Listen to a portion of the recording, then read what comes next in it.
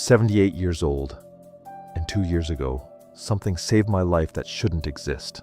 My name is Harold Brennan.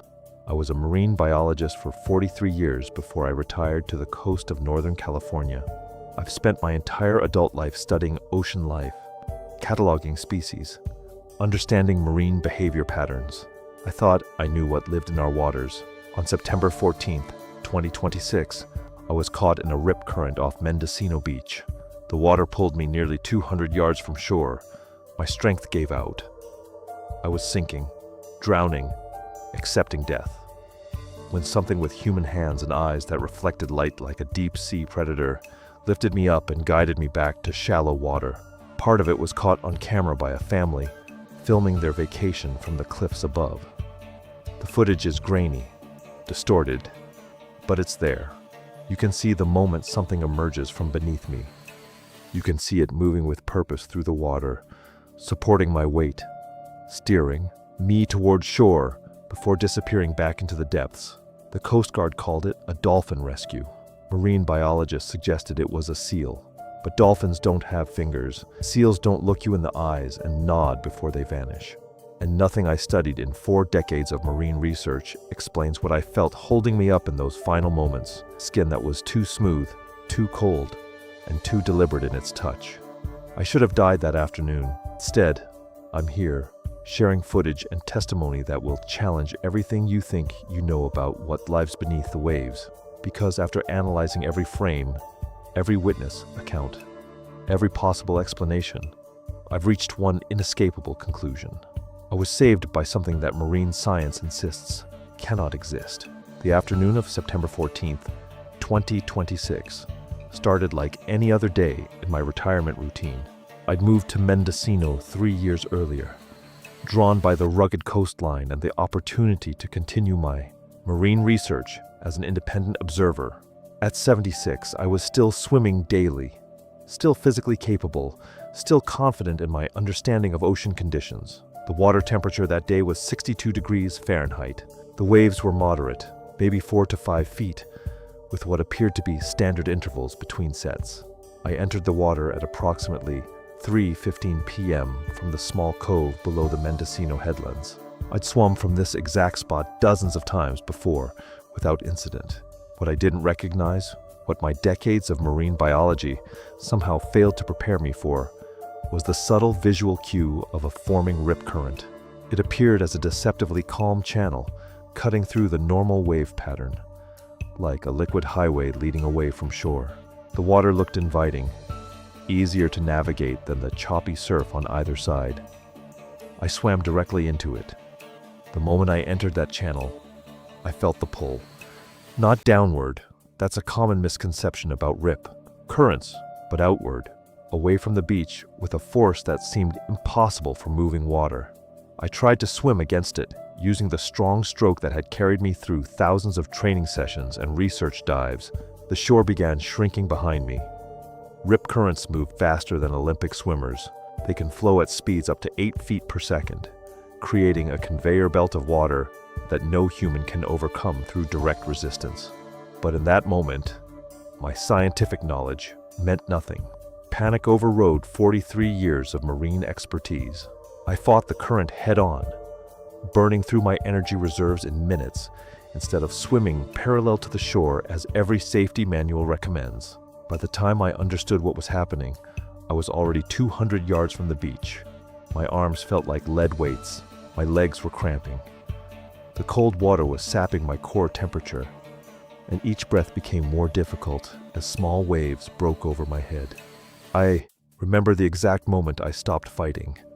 My body simply gave out. The current continued pulling me seaward while I tried to stay afloat, tried to conserve what little energy remained. I could see people on the beach, tiny figures that might have been waving, but no rescue was coming. The Coast Guard station was 30 miles north. Even if someone had called for help, there wasn't time. The water closed over my head for the first time around 3:35 p.m. I surfaced, gasped, went under again. My limbs were numb. My chest burned from inhaling salt water. This was how drowning actually happens. Not the dramatic thrashing you see in movies, but a quiet exhaustion, a gradual surrender to physics and biology. I was sinking for the third time when I felt it. Something solid pressed against my back, just below my shoulder blades.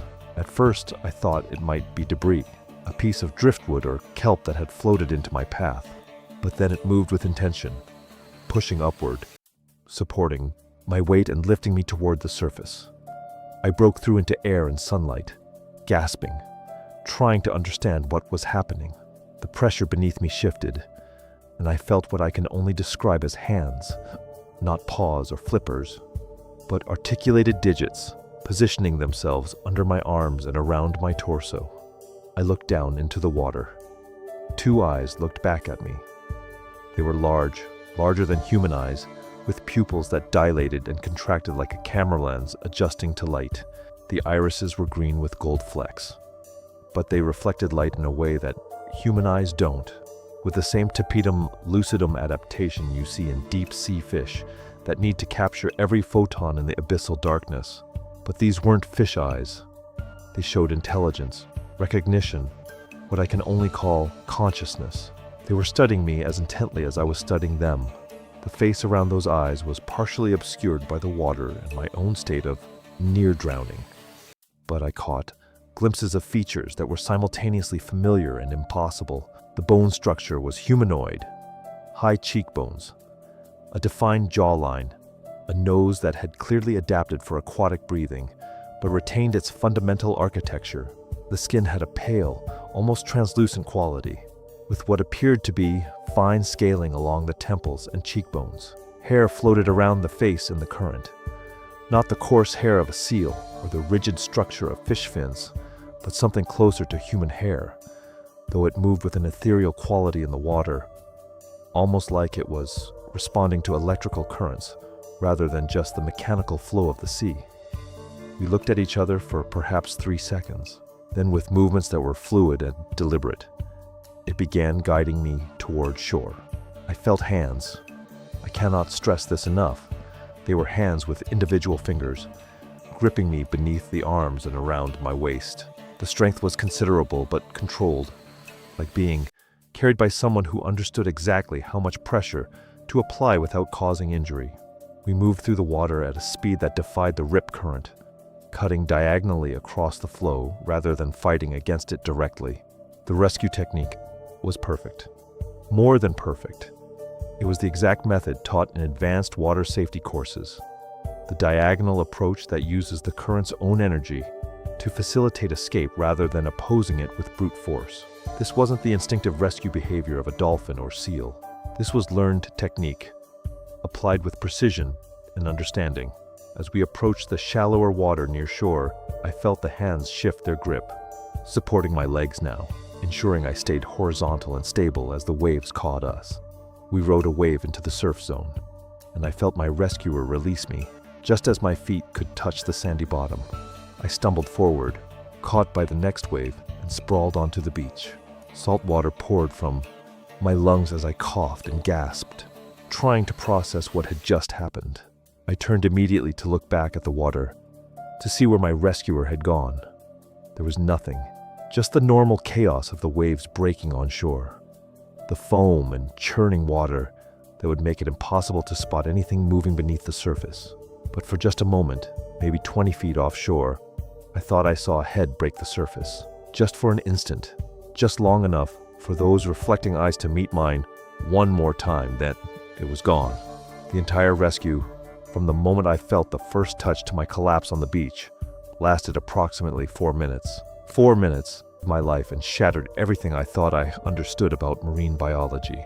Before we can understand what saved Harold Brennan, we need to comprehend exactly what nearly killed him. Because rip currents are among the ocean's most deceptive and deadly phenomena.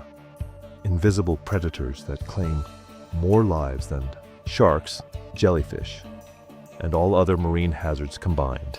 A rip current is not what most people imagine when they think of dangerous water. It doesn't pull you under like the undertow of beach mythology. It doesn't spin you around like a whirlpool. Instead, it does something far more insidious. It pulls you away from shore, steadily and relentlessly, until you're so far from safety that rescue becomes impossible. The physics are elegantly simple and terrifyingly effective. Waves push water onto the beach continuously, billions of gallons accumulating in the surf zone with nowhere to go. Eventually, this water finds a path back to the deeper ocean, usually through a gap in a sandbar, around a rocky outcropping, or through any break in the natural barriers that normally contain the surf. When that accumulated water funnels back toward the sea, it creates a narrow river of moving liquid, typically 10 to 30 feet wide, flowing directly away from shore at speeds that can exceed 8 feet per second. For reference, that's faster than the world record swimming speed of 4.7 feet per second. No human being, regardless of their fitness or technique, can swim against a fully developed rip current. But here's the truly deadly aspect. Rip currents are almost invisible to swimmers. While the water around them churns with breaking waves and white foam, the rip current itself often appears as a deceptively calm channel. To an exhausted swimmer looking for easier water to navigate, it looks like salvation. It's actually a conveyor belt to drowning. Harold Brennan, despite his 4 decades of marine experience, fell victim to this exact illusion. The calm patch of water that drew him in was the surface manifestation of thousands of gallons per minute flowing seaward beneath him. Once he entered that channel, the outcome was predetermined unless he could apply the correct escape technique, swimming parallel to shore until he cleared the current's boundaries, then angling back toward the beach. But that technique requires knowledge, preparation, and most critically, the physical and mental capacity to execute it under extreme stress. For a 76-year-old man, already fatigued from swimming, caught off guard by the current's sudden grip, the parallel swimming technique might as well have been theoretical physics. The physiological reality of drowning made Brennan's situation even more desperate. As the current pulled him seaward, his body entered the classic panic response that kills more swimmers than the water itself. His heart rate spiked, flooding his system with adrenaline that burned through his energy reserves in minutes. His breathing became rapid and shallow, reducing oxygen efficiency precisely when he needed it most. His muscles flooded with lactic acid, creating the burning sensation and weakness that made coordinated movement impossible. Cold water accelerated this physiological collapse. At 62 degrees Fahrenheit, the ocean was sapping his core body temperature with every second of contact. Cold water conducts heat away from the human body 25 times faster than air of the same temperature. His extremities were going numb, his fine motor control deteriorating, his body automatically redirecting blood flow away from his arms and legs to protect his vital organs. This is the crucial context for understanding Brennan's rescue. By the time he felt those hands supporting him from below, he was in the final stages of drowning. Not the Hollywood version with dramatic splashing and screaming, but the real thing. His body was shutting down systematically. His ability to stay afloat was measured in seconds, not minutes. Whatever saved him had to overcome not just the rip current itself, but the momentum of 180 pounds of dead weight being dragged seaward at 8 feet per second. It had to apply enough force to change his trajectory while supporting his full body weight in the water. And it had to do all this while moving with enough precision to avoid injury, because an unconscious or injured swimmer becomes exponentially harder to rescue. The physics of the rescue are as telling as the rip current itself. Moving a human body against that flow would require sustained force, equivalent to lifting approximately 400 pounds on land. The water resistance multiplies the effective weight dramatically. A dolphin, despite its intelligence and occasional rescue behavior, typically weighs between 300 and 500 pounds. It might be able to push a swimmer toward shore, but it couldn't provide the sustained, controlled support that Brennan described.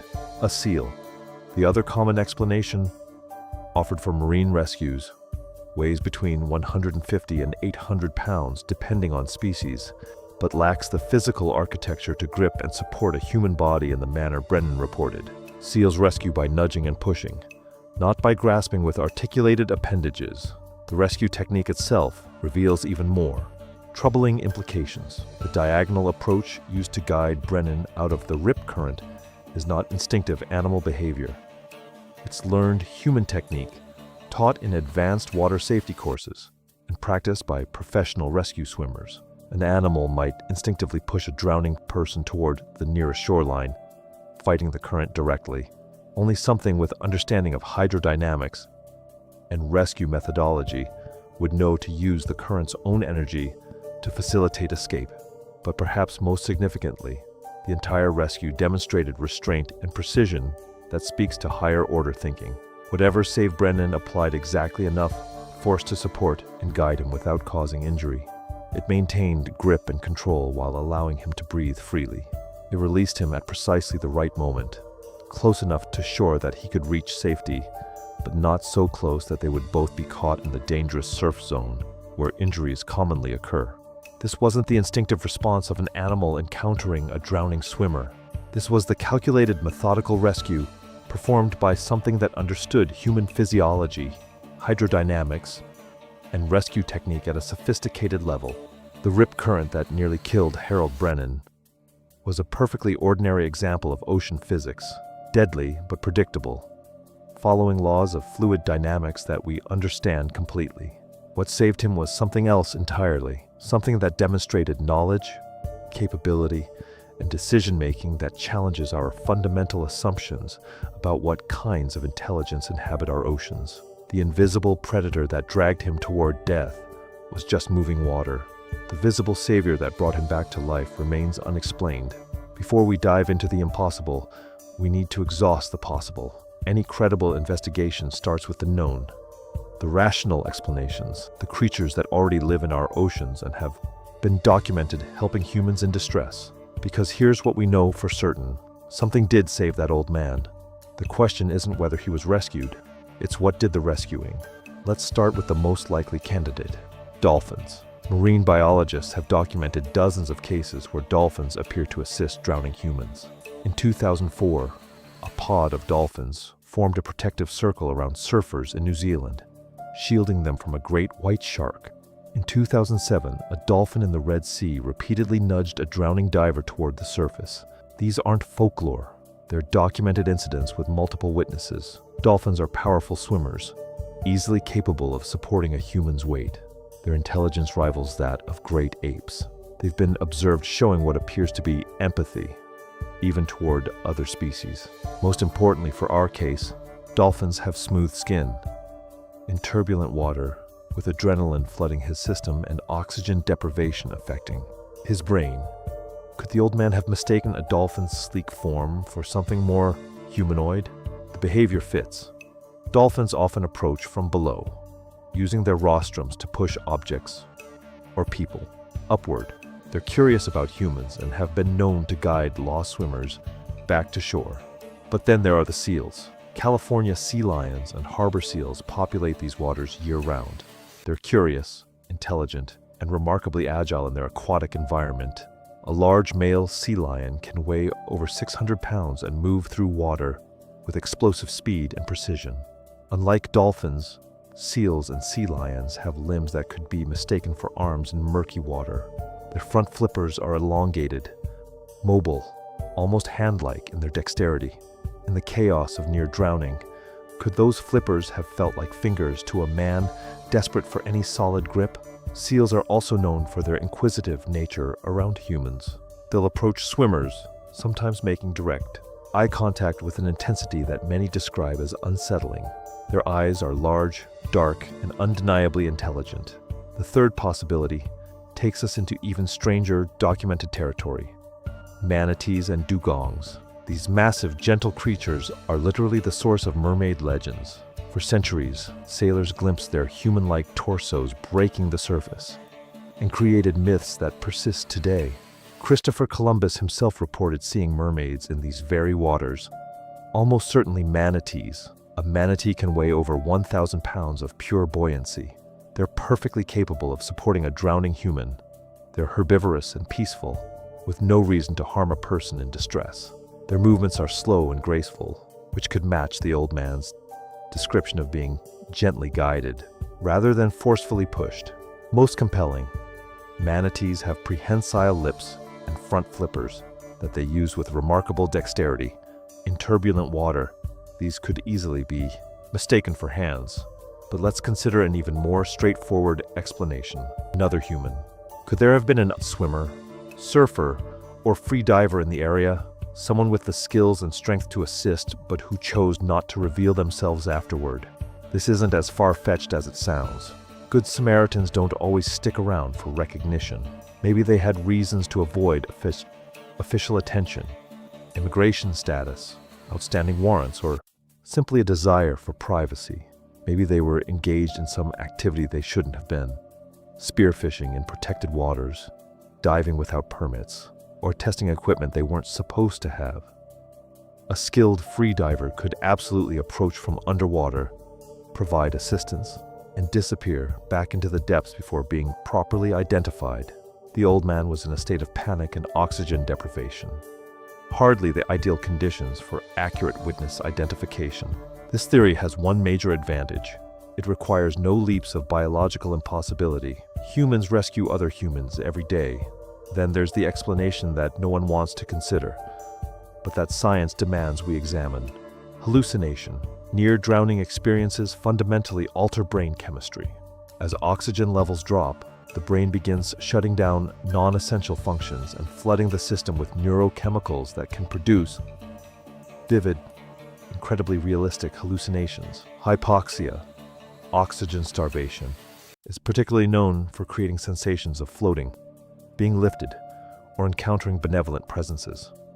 The dying brain, in its final moments, often generates experiences of rescue, salvation, or supernatural intervention. Add hypothermia to the mix.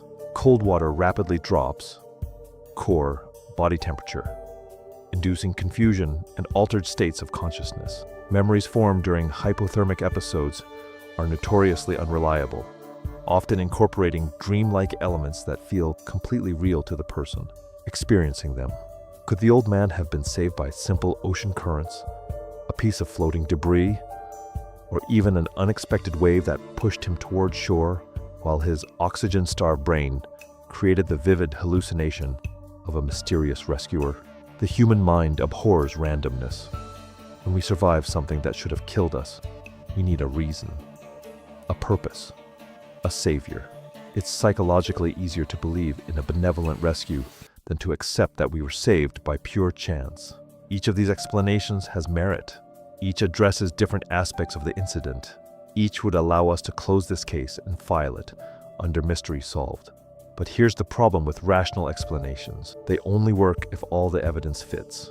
And as we're about to see, there are details in the old man's testimony, specific, disturbing details, that don't align with any known creature or conventional rescue scenario.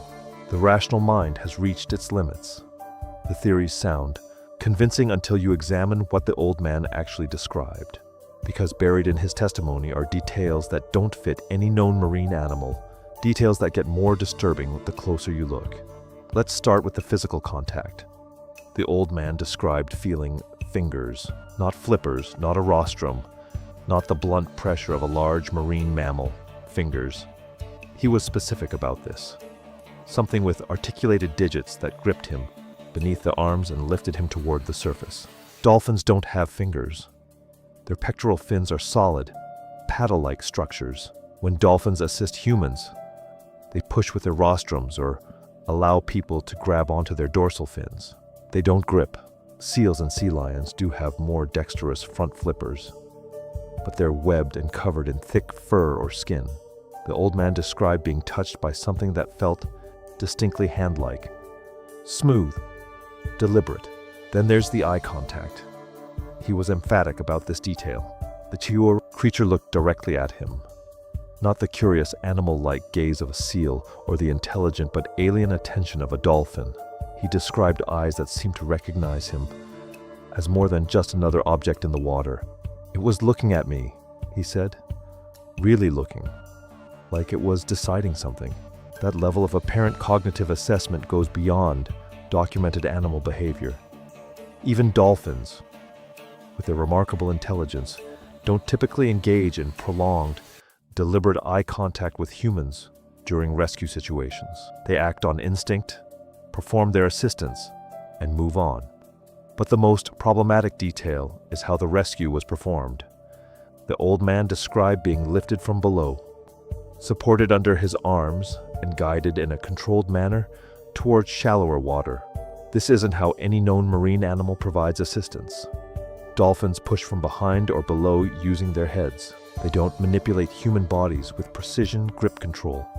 Seals might bump into a person or allow them to grab on, but they don't demonstrate the kind of coordinated, intentional rescue behavior the old man described.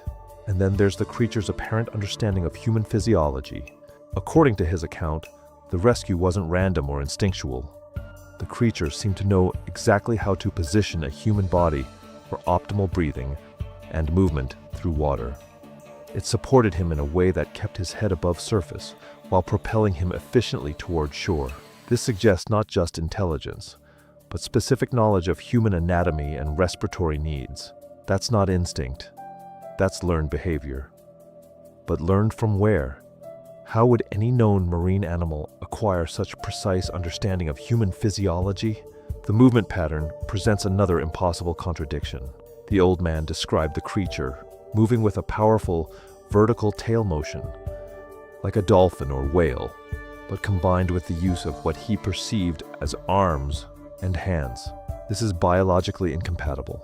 Marine mammals that have evolved powerful tail propulsion have lost their manipulative limbs. Dolphins and whales have flippers, not arms. Conversely, marine mammals with dexterous front limbs, like seals, don't have the tail structure for dolphin-like propulsion. No known creature combines both adaptations. Yet that's exactly what the old man described. Something that moved through the water with the speed and power of a cetacean, but maintained the manipulative capabilities of a primate. Then there's the duration and complexity of the interaction. This wasn't a brief bump or push.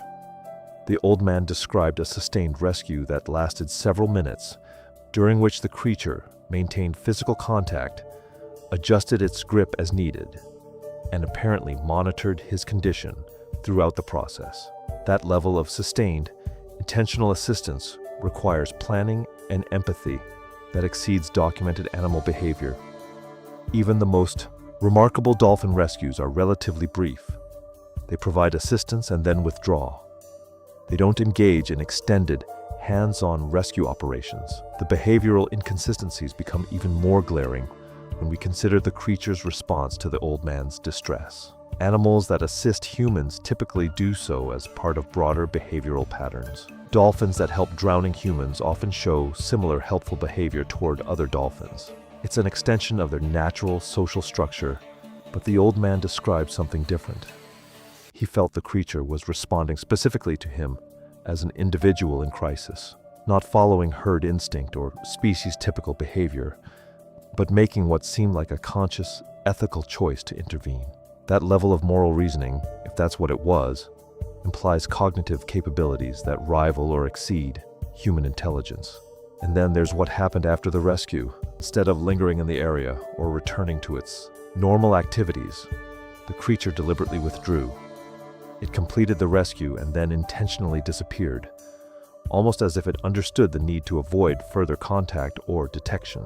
This suggests not just intelligence, but social awareness, an understanding that its presence might be problematic or dangerous, either for itself or for the human it had just saved. No documented marine animal displays that level of strategic thinking about human social dynamics, but perhaps most disturbing is the old man's certainty about one specific detail. The creature knew he was watching it. During those final moments before it disappeared, he described a sense of mutual recognition. The creature wasn't just aware of him, it was aware that he was aware of it. That's not animal cognition. That's theory of mind, the ability to understand that other beings have thoughts and perceptions. It's one of the highest levels of consciousness, found only in humans, some great apes, and possibly dolphins and elephants. But even those species don't demonstrate it in the complex, socially sophisticated way the old man described. Every rational explanation we've examined fails to account for these details. not one or two inconsistencies that could be explained by stress or misperception, but a systematic pattern of impossibilities. The creature he described simply cannot exist within our current understanding of marine biology, which brings us to an uncomfortable conclusion. Either the old man is lying, hallucinating, or fundamentally mistaken about what happened to him. Or we need to consider the possibility that something is living in our oceans that doesn't appear in any taxonomy, any field guide, any scientific database. Something that combines human-level intelligence with perfect aquatic adaptation. Something that understands us well enough to save us, but remains hidden from scientific detection. The rational mind has reached its breaking point. It's time to look at the footage. The camera trembles in the hands of someone who doesn't know they're about to capture the impossible. July 15th, 2026, 3:47 p.m. A tourist's phone records what starts as a routine beach day and becomes something that defies classification. The footage runs for 4 minutes and 18 seconds. Most of it shows nothing more than churning water and distant figures. But between the 2:33 and 3:02 mark, something moves through that water that shouldn't exist. I've analyzed this recording frame by frame. I've run it through digital enhancement software designed for forensic investigations. I've isolated the audio and played it back at different speeds, different frequencies. What emerges from that grainy, water-distorted footage isn't just evidence of a rescue. It's documentation of something that marine biology textbooks can't explain. The image is distorted by water, distance, and panic. But it's in that distortion that we find the anomaly. At 2:33, the old man disappears beneath the surface. The person filming zooms in instinctively, trying to keep the drowning figure in frame. The camera shakes violently. Natural human reaction to witnessing someone die. But through that chaos, enhanced footage reveals a shape moving beneath the water. Not the random drift of debris or the predictable arc of a diving bird. This moves with purpose. Frame-by-frame analysis shows a dark mass approximately 6 to 8 feet in length, approaching the old man's last known position. The movement signature doesn't match anything in marine biology databases. Does it move with the speed and agility of a seal? Or does it exhibit a movement pattern inconsistent with known aquatic life? The enhanced footage suggests the latter. Seals undulate. Dolphins arc through water in predictable patterns. This shape cuts through the water in a direct line, accelerating and decelerating in ways that don't follow the hydrodynamics of known marine mammals. At 2:41, the old man resurfaces, but he's not alone. Image stabilization reveals what panic and water distortion initially obscured. There's a second figure in the water with him. The contrast enhancement shows an outline that's unmistakably humanoid in the torso region, but the lower portion disappears into the water in a way that suggests it doesn't end where human legs would. The proportions are wrong for another swimmer. The head is too large, the shoulders too broad. The way it positions itself in relation to the old man, supporting him, guiding him, requires an intelligence that understands human vulnerability. The acoustic signature may be the most disturbing element. Most people focus on the visual. They miss what the camera's microphone captured in those crucial 30 seconds. I've isolated the audio, filtered out the wind and wave noise, amplified the frequencies that water carries best. Between the old man's gasping and the cameraman's panicked breathing, there's something else. A sound, low frequency, almost below human hearing range. It doesn't match the documented vocalizations of dolphins, whales, or seals. Did the camera's microphone capture any underwater sounds? The enhanced audio suggests yes, a rhythmic pattern that sounds almost like communication. Even a distorted, low-frequency vocalization that doesn't match known dolphin or whale sounds. It starts when the dark shape approaches the old man and stops exactly when he reaches shallow water. The movement patterns become even more revealing when we examine the rescue itself. Does it appear to push the man with a limb-like appendage rather than just nudging with its head? Frame-by-frame analysis shows contact between the rescuer and the old man that's consistent with hands, not snouts. The positioning suggests fingers gripping fabric, arms supporting weight. At one point, the enhanced footage appears to show the rescuer's head turning toward the shore, not the random swivel of an animal checking for predators, but the calculated assessment of someone planning a route. The final frames before both figures disappear into the shallows show something that marine rescue experts can't explain. The dark shape doesn't just release the old man and swim away. It appears to guide him to a specific point on the beach, the exact location where the rip current's pull would be weakest.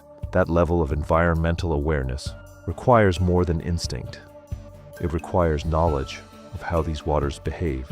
When I play the footage on loop, certain details become impossible to ignore. The way the rescuer's head breaks the surface twice, both times looking directly at the old man's face. The coordinated swimming pattern that accounts for the old man's exhaustion and inability to kick effectively. The precise timing of support and release that gets him close enough to shore without the rescuer being seen by other beachgoers. This wasn't a dolphin following its protective instincts. This wasn't a seal confused about human anatomy. The footage shows decision-making, problem-solving, and environmental awareness that suggests a mind capable of complex reasoning. But the most unsettling detail appears at 2:58, just before the rescuer vanishes beneath the surface for the final time. Enhanced contrast reveals what looks like eye contact, not the black, expressionless gaze of a marine mammal, but the direct, intelligent focus of something that understands exactly what it's doing and why. The old man described looking into eyes that seemed human. The footage, grainy and distorted as it is, doesn't contradict that claim. It supports it. The official records from July 15th, 2026 tell a story that doesn't match the footage. According to Coast Guard Incident Report, CG 24050847, the emergency call came in at 3:52 p.m. Pacific Standard Time. 5 minutes after the rescue was already complete. The response classified it as a successful civilian water rescue with Good Samaritan assistance. Case closed. No follow-up investigation, no interviews with witnesses beyond the standard incident report. But the radio chatter from that afternoon tells a different story. I obtained the archived Coast Guard communications through a Freedom of Information Act request. Most of it is exactly what you'd expect. Coordinates, response times, standard emergency protocols. But there are gaps, specific timestamps where the radio traffic stops completely. Dead air during the most critical phase of the incident. The first anomaly appears at 3:49 p.m., 3 minutes before the official emergency call. Someone was already talking to the Coast Guard about an incident at those exact coordinates. The transmission is redacted in the official logs, completely blacked out. The response from Coast Guard Station Monterey is also classified, but the timestamp proves they knew about the old man's situation before any civilian reported it. Who called it in 3 minutes early? And why is that communication classified? The emergency response itself raises more questions than it answers. The nearest Coast Guard vessel was 19 minutes away when the call came in. Standard response time for a drowning in progress. But vessel CG 47382 was already en route to those coordinates when the official emergency call was logged. The navigation records show they changed course at 3:46 p.m., 6 minutes before anyone was supposed to know there was an emergency. The incident reports contain unusual gaps that raise disturbing questions about what really happened. Medical examiner protocols require documentation of all injuries sustained during water rescues: hypothermia, saltwater aspiration, bruising from waves, or rescue attempts. The old man's medical evaluation is 3 lines long. Patient conscious and alert, no visible injuries. Declined further medical evaluation.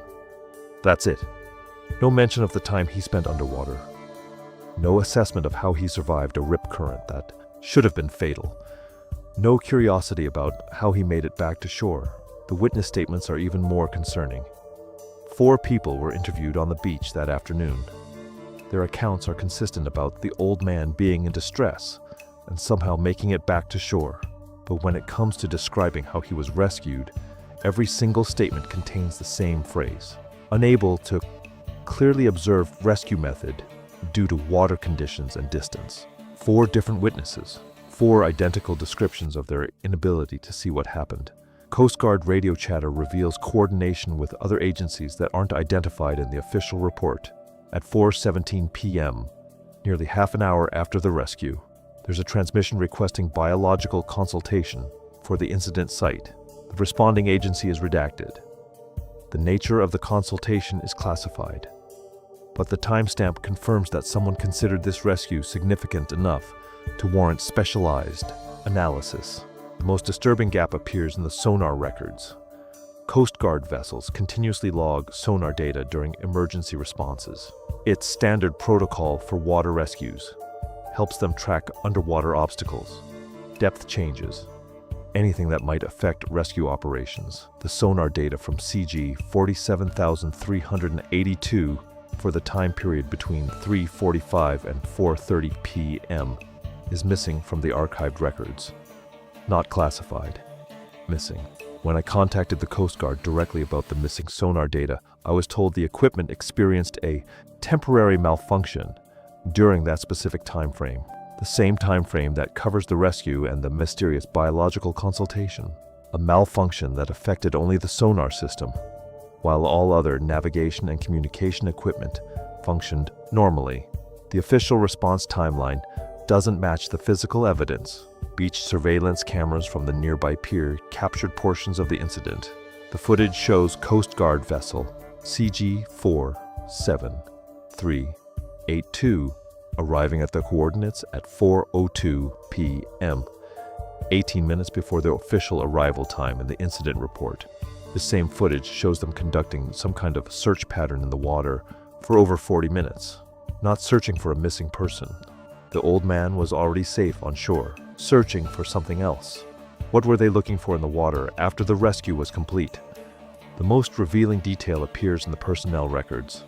The Coast Guard crew assigned to respond to the incident included Petty Officer Sarah Chen, a marine biology specialist usually stationed at the Naval Undersea Warfare Center.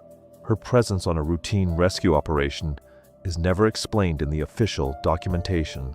Marine biology specialists don't typically respond to civilian drowning calls unless they expected to find something that required marine biology expertise. The final piece of the official response puzzle is what happened after the cameras stopped recording. The old man was transported to Monterey Peninsula Hospital for evaluation. His medical records from that visit are sealed. Not just classified, sealed by court order. Standard drowning victims don't require court orders to protect their medical privacy. The emergency response to the old man's rescue involved classified communications, missing sonar data, unexplained personnel assignments, and sealed medical records. The official version describes a routine water rescue with good Samaritan assistance. The evidence suggests something far more complex was happening in those waters that afternoon, something that required specialized personnel, biological consultation, and ongoing secrecy that continues today. The Coast Guard knows what rescued the old man. The question is why they're working so hard to make sure the rest of us never find out. The old man's account gives us something rare in cryptozoology, a detailed biological description from a witness who had prolonged, close contact with an unknown entity. He wasn't glimpsing something in murky water or catching sight of it from a distance. For several crucial minutes, this creature supported his weight, guided his movement, and looked directly into his eyes. He is adamant. It wasn't the smooth gray skin of a dolphin. He says he saw a face. He saw hands. These details force us into uncomfortable territory. A face implies forward-facing eyes, developed facial muscles, possibly even expressions. Hands suggest opposable thumbs, fine motor control, tool use capability. We're not talking about flippers or seating fins adapted for swimming. We're talking about appendages designed for manipulation and interaction. The old man describes skin tone as pale, almost translucent in the water, with what he called human coloring, rather than the uniform gray or dark pigmentation of most marine mammals. This presents immediate biological questions. Human-like skin pigmentation underwater would require completely different evolutionary pressures than those that shaped whales, dolphins, or seals. Most striking is his description of the eyes. Not the small, dark eyes of a dolphin or the large, round eyes of a seal, but eyes he describes as looking right at me, like a person would. This suggests not just intelligence, but intentional communication. Eye contact across species barriers indicates complex social cognition, the ability to recognize another intelligent being and engage with it directly. The method of propulsion reveals perhaps the most biologically significant detail. The old man describes a vertical, up and down fluke motion, similar to a dolphin, but with a more humanoid upper body. This specific hydrodynamic detail is key. Vertical tail movement is what separates marine mammals from fish, indicating this creature evolved from terrestrial ancestors that returned to the sea. But unlike whales or dolphins, this being retained human-like torso structure while developing aquatic propulsion. The size estimates place it between 5 and 6 feet in length, smaller than most dolphins, but within human proportions. The old man describes powerful shoulders and arms, suggesting upper body strength beyond human normal, likely adapted for swimming and possibly for the exact type of rescue maneuver he experienced. His description of the hands deserves particular attention. He felt them grip him under his arms, providing lift and guidance. He describes long fingers, cooler than human body temperature, but with unmistakable articulation and purpose. These weren't the grasping appendages of a seal or the pectoral fins of a dolphin. They functioned as hands. The breathing apparatus presents another puzzle. The old man never saw this creature surface for air during their interaction, yet it showed no signs of respiratory distress. This suggests either extraordinary lung capacity far beyond human normal, or possibly some form of aquatic respiration system we don't yet understand. Temperature regulation appears adapted for prolonged water exposure. While the creature's skin felt cool to touch, it wasn't the frigid temperature you'd expect from something that lives permanently in ocean water. This suggests either efficient internal temperature regulation or frequent transition between aquatic and surface environments. The facial structure, based on the old man's description, included recognizable features, what he called a nose, but flatter, and a mouth that remained closed during their entire interaction. The nose adaptation suggests air-breathing capability, while the closed mouth might indicate conscious breath holding or simply the creature's method of maintaining neutral buoyancy while swimming. Perhaps most unsettling is what the old man describes as intelligence in the creature's behavior. It didn't simply push him toward shore like a dolphin might. It assessed his condition, adjusted its grip when he struggled, and guided him along what appeared to be the most efficient path through the current. This suggests not just problem-solving ability, but understanding of human physiology and ocean dynamics. The creature's departure behavior also indicates sophisticated awareness. Rather than simply releasing him and swimming away, it waited until he could stand in shallow water, made what the old man describes as eye contact one last time, and then disappeared beneath the surface with what seemed like deliberate intent to avoid further observation.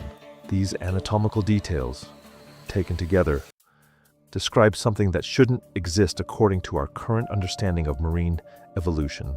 We're looking at a being that combines human-level intelligence and communication ability with advanced aquatic adaptation, an evolutionary path that conventional science insists is impossible. Yet the consistency of these details, their biological coherence, and their alignment with enhanced footage analysis suggest we may need to expand our definition of what's possible in Earth's oceans. This incident isn't isolated. When we examine maritime history with fresh eyes, removing the filter of automatic dismissal, disturbing patterns emerge. These cases, scattered across decades and oceans, paint a picture of an unknown species that may have been silently coexisting with humanity far longer than we've imagined.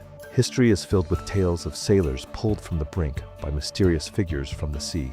We dismiss them as fantasy, but what if they are not myths, but a fragmented record of encounters. The 1847 account from the merchant vessel Catherine Marie describes a crew member swept overboard during a storm off the Azores. 3 witnesses reported seeing a figure of human appearance guide him back to the ship through waters too rough for any normal rescue attempt. The sailor survived, but spoke for the rest of his life about the woman with the seal's tail who saved him. In 1923, lighthouse keeper Thomas McKinnon documented an incident near the Orkney Islands. A fishing boat had capsized, and rescue seemed impossible in the heavy seas. Yet all 4 crew members reached shore safely, each claiming they'd been carried by something swimming beneath them. McKinnon's log notes that the men's stories were identical in every detail, despite being interviewed separately. The pattern becomes more pronounced in the modern era. A 1967 Coast Guard report from Northern California describes the rescue of a surfer caught in a rip current near Mendocino. Multiple beach witnesses saw an unidentified individual in the water assisting the victim, but no human rescuer was ever found or came forward. The surfer described being supported by someone with cold hands and strange eyes who guided him back to navigable water. From 1983, we have the case of Maria Santos, a marine biologist who fell overboard during a research expedition in the Gulf of Mexico. Her colleagues lost sight of her in 12-foot swells, but Santos reappeared 20 minutes later, nearly 2 miles from where she'd fallen. She described being carried along by something swimming beneath me, and insisted her rescuer had a human face, but moved through the water like it was born there. The 1995 incident off Monterey Bay involved 3 separate drowning victims over a 2-week period. Each was rescued by what witnesses described as figures in the water that disappeared before Coast Guard crews arrived. All 3 victims survived. All 3 described their rescuers as having human-like faces and hands, but moving through water with impossible speed and efficiency. What makes these accounts particularly compelling is their consistency across time periods, geographic locations, and cultural backgrounds. The descriptions remain remarkably uniform. Human faces, hands that grip and guide, eyes that make deliberate contact, and aquatic movement abilities beyond anything in the known animal kingdom. The benevolent nature of these encounters sets them apart from traditional mermaid folklore. While many siren and mermaid tales speak of malevolent beings who lure sailors to their deaths, these cases consistently describe creatures that risk exposure to save human lives. This creature could be from a different lineage than the more aggressive sirens of legend, or perhaps we've been misunderstanding the nature of these beings entirely. Technological advancement has provided more detailed documentation in recent decades. The 2003 incident near Vancouver was captured on multiple amateur video cameras as beachgoers watched a swimmer in distress. Frame analysis shows an unidentified figure in the water providing assistance, moving with propulsion methods that don't match human swimming or known marine mammal locomotion. In 2011, a diving accident off the Great Barrier Reef left marine photographer David Chen separated from his group in strong currents. His underwater camera continued, recording as something approached him. The footage shows a humanoid silhouette supporting Chen and guiding him toward his dive group. Chen's account matches the 2026 case almost exactly. Human-like face, intelligent eyes, and hands that gripped him with purpose and strength. The most disturbing pattern isn't the individual rescues, it's the geographic clustering. These incidents concentrate around deep ocean trenches, underwater canyon systems, and areas of unusual submarine geological activity. The 2026 California case occurred near the Monterey Canyon, one of the deepest underwater formations on the Pacific coast. The 2011 Great Barrier Reef incident happened above a known deep water trench system. This geographic pattern suggests these beings aren't random ocean wanderers. They're associated with specific deep water environments, possibly maintaining populations in areas we've never explored. The fact that they repeatedly surface to assist drowning humans implies either organized rescue behavior or individual creatures with established territorial ranges that include human-frequented waters. Recent cases show increasing boldness. Where historical accounts describe brief, secretive rescues, modern encounters involve prolonged contact and direct interaction. The creatures seem less concerned with avoiding human observation, possibly indicating environmental pressures, forcing them into more frequent contact with surface activities. The 2019 incident off Nova Scotia involved multiple witnesses and lasted over 30 minutes. A sailing vessel had run aground, and conventional rescue was impossible in the storm conditions. Survivors describe at least 3 different beings working together to guide people to safety, displaying coordination and planning that indicates not just intelligence, but social organization. Weather patterns in many of these cases also show consistency. The rescues frequently occur during storms, rough seas, or dangerous current. Conditions exactly when conventional rescue methods fail, and when these beings' aquatic abilities would be most advantageous. This suggests either opportunistic behavior or active monitoring of human maritime activities during dangerous conditions. The 2026 case fits this historical pattern perfectly, but with one crucial difference: the quality of documentation. Unlike previous encounters that relied solely on eyewitness testimony, we have enhanced footage and digital analysis capabilities that previous generations lacked. What emerges from this historical examination isn't mythology. It's a systematic record of contact with an unknown species that has been sharing our oceans, watching our activities, and occasionally choosing to intervene when we face death in their domain. I'm 57 years old, and for the past 3 years, I've been tracking naval operations in coastal waters. What I found changes everything about the old man's rescue, and it changes everything about what's hiding beneath the surface. The U.S. Navy doesn't just operate in our oceans, they dominate them. Their movements are classified, their sonar operations undisclosed, their deep-sea research programs buried under layers of national security clearances. But patterns emerge if you know where to look. 2 weeks before the old man's encounter in 2026, naval sonar activity in that region spiked to levels unprecedented in recorded maritime history. High-intensity active sonar, the kind that can detect submarine movements from hundreds of miles away, the kind that disrupts marine ecosystems so severely that environmental groups have spent decades fighting its use in court. But here's what environmental groups don't know. The sonar isn't just disrupting whales and dolphins. It's driving something else toward shore, something that's been hiding in the deep ocean trenches, forced to surface by acoustic bombardment that makes their habitat uninhabitable. I obtained declassified Navy documents through FOIA requests, heavily redacted, but revealing enough.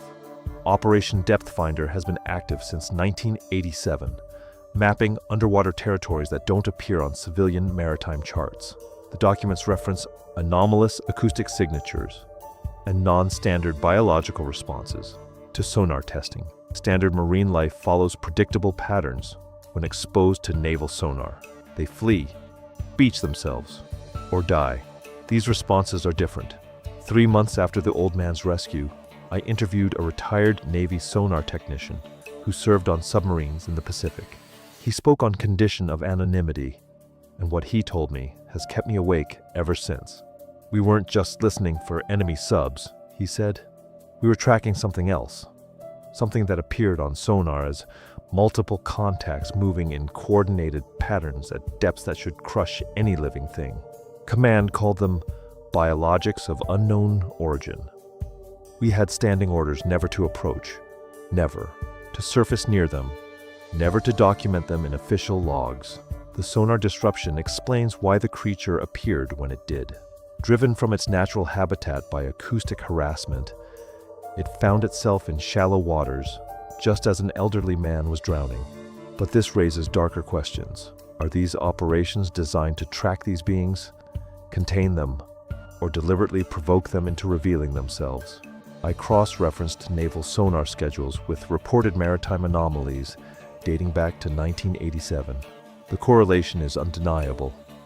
Every spike in deep ocean sonar activity corresponds with unusual coastal encounters, unexplained rescues, mysterious sonar contacts, and sightings of unidentified marine life exhibiting intelligence and purposeful behavior. The government knows. They've always known. The aquatic ape hypothesis, the scientific theory that human ancestors went through an aquatic evolutionary phase, has been relegated to fringe science by mainstream academia.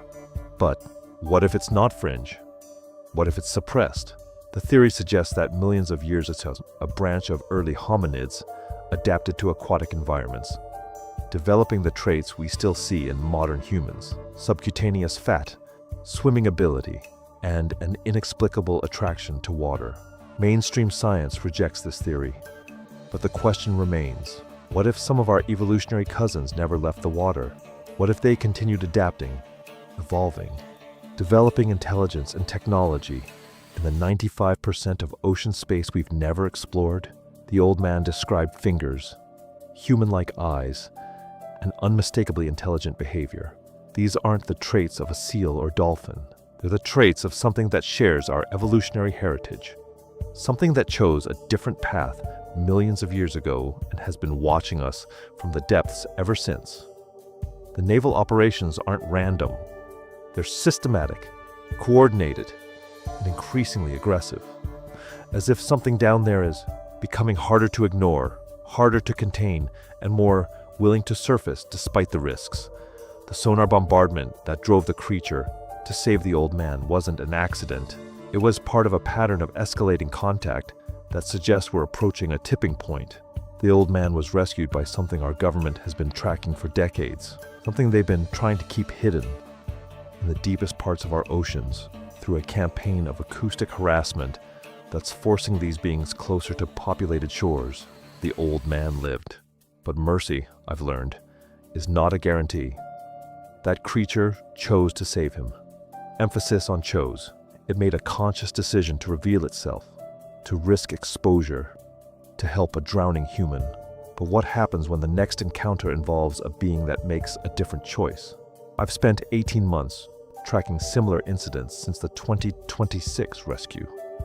And what I've found suggests the old man experienced the best-case scenario. Not all of these encounters end with salvation. November 2026, 3 months after the old man's rescue. A commercial fishing vessel reported losing 2 crew members to what they initially described as impossible waves. The captain's radio transmission, obtained through maritime emergency records, tells a different story. Something came up from underneath. Something big. It looked at Jimmy before it pulled him down. No bodies were recovered. The official Coast Guard report lists the cause as accidental drowning due to adverse weather conditions. But the weather data for that day shows calm seas and minimal wind. February 20 to 27. A group of marine biologists conducting deep water research encountered what their equipment logs describe as structured intelligence at depth.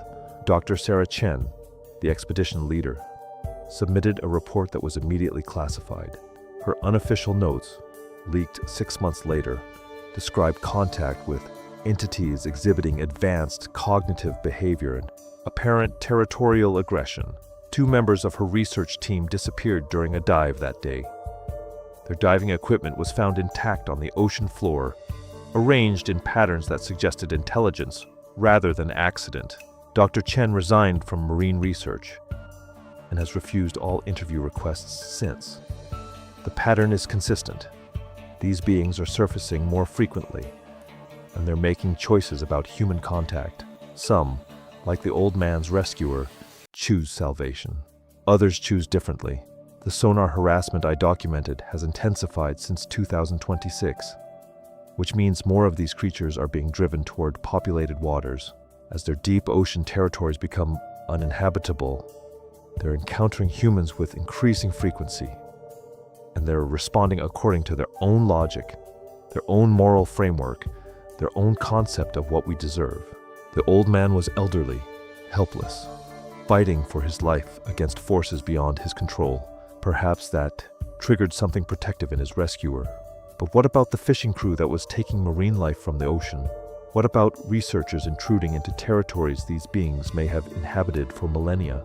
Their mercy has conditions we don't understand, rules we haven't learned, And as contact increases, we're going to discover what happens when we violate those rules. I interviewed the family of one of the missing commercial fishermen. His widow described a recurring nightmare her husband had been experiencing in the weeks before his disappearance. He kept saying something was watching him from under the boat, something that knew what he was doing to the fish, something that was getting angry. These beings have been hidden in the deep ocean for millions of years, observing our species, watching our behavior. They've seen what we do to marine ecosystems. They've witnessed our pollution, our overfishing, our casual destruction of their world. The fact that any of them choose to help us may be more surprising than the fact that some choose otherwise. The old man's rescue created a false sense of security. We want to believe these encounters will always be benevolent, that any intelligence capable of helping us will choose to do so. But intelligence doesn't guarantee kindness, and the more we intrude into their domain through sonar harassment, deep sea mining, and aggressive maritime operations, the more likely we are to encounter beings whose mercy has run out. The creature that saved the old man made one choice, but there are others down there, others being driven toward shore by human activity, others who may look at a drowning person and see not someone to save, but someone whose species has been destroying their world for centuries. We're not just discovering that we're not alone in the ocean. We're discovering that the beings sharing our planet have their own sense of justice. And we may not like their verdicts. The man survived, but he is forever changed. His conviction for over a year has never wavered. Not once, not even when pressed by skeptics, family members, or investigators who've tried to offer him logical explanations for what happened in the water that day. But it's not just his unwavering belief that signals something profound occurred. It's everything else. Since the incident, he returns to the same stretch of beach every single day. Not for exercise, not for nostalgia. He goes there and stares at the water for hours. His family describes it as an obsession. He'll cancel appointments, ignore phone calls, and abandon conversations mid-sentence if it means getting to that exact spot where he nearly drowned. He's developed new phobias that make no rational sense. Swimming pools terrify him now, despite decades of being a confident swimmer. Yet the ocean, the same force that nearly killed him, draws him back daily. He's comfortable with crashing waves and deep water, but a calm, chlorinated pool sends him into panic attacks. More disturbing are the behavioral changes his daughter has documented. He started eating raw fish, something he'd never done before. Not sashimi or sushi prepared by a chef, but whole fish he catches himself from the pier. His family found him one morning in his kitchen at 3 a.m., consuming a mackerel he'd gutted with his bare hands. His sleep patterns have shifted to match tidal schedules. He wakes at 4 a.m. during high tide and can't rest until the water recedes. He claims the sound of the waves calls to him, that he hears something in the rhythm that other people can't detect. The most unsettling change involves his eyes. According to multiple witnesses, including his own physician, his vision underwater has improved dramatically. During a routine eye exam 6 months after the incident, his doctor discovered he can see clearly at depths where human vision typically fails. There's no medical explanation for this enhancement. His contact with the creature created a bond that may never be broken. He speaks about knowing when she's near the shore, claiming he can sense her presence beneath the surface.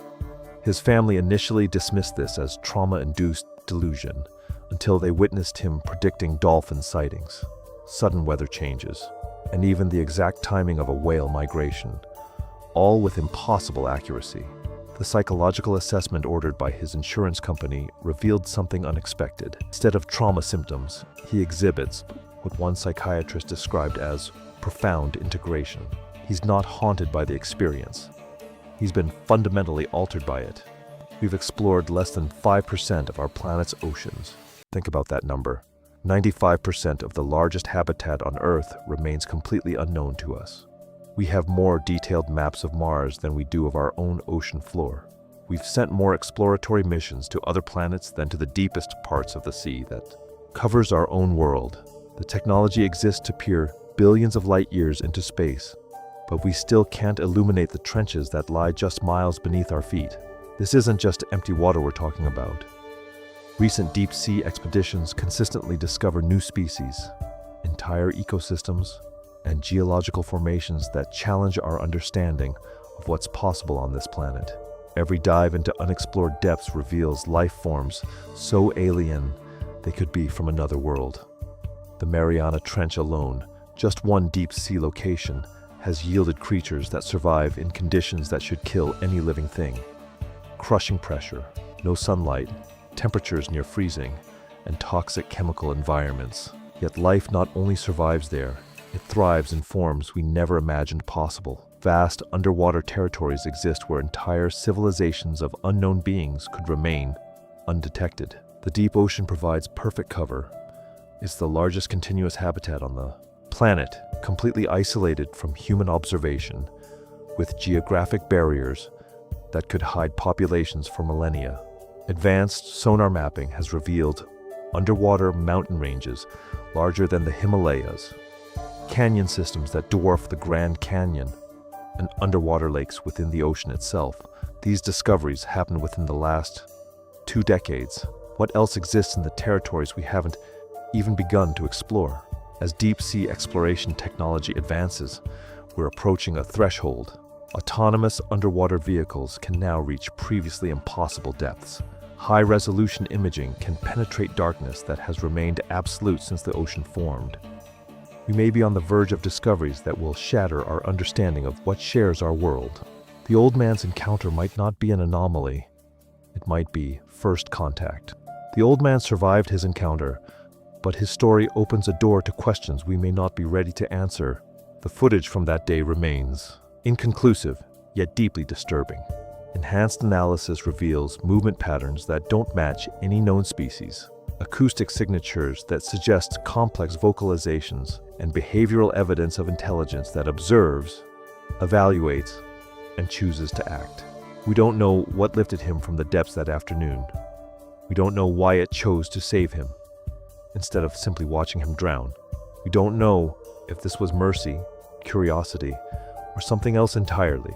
What we do know is this: in the vast unexplored depths below, something is watching, something that understands enough about human physiology to rescue us from drowning, intelligent enough to distinguish between threat and vulnerability, and powerful enough to move through water faster than any creature we've cataloged.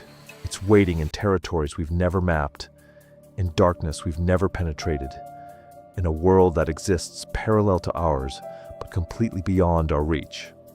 And occasionally, for reasons we cannot comprehend, it chooses to save us from ourselves.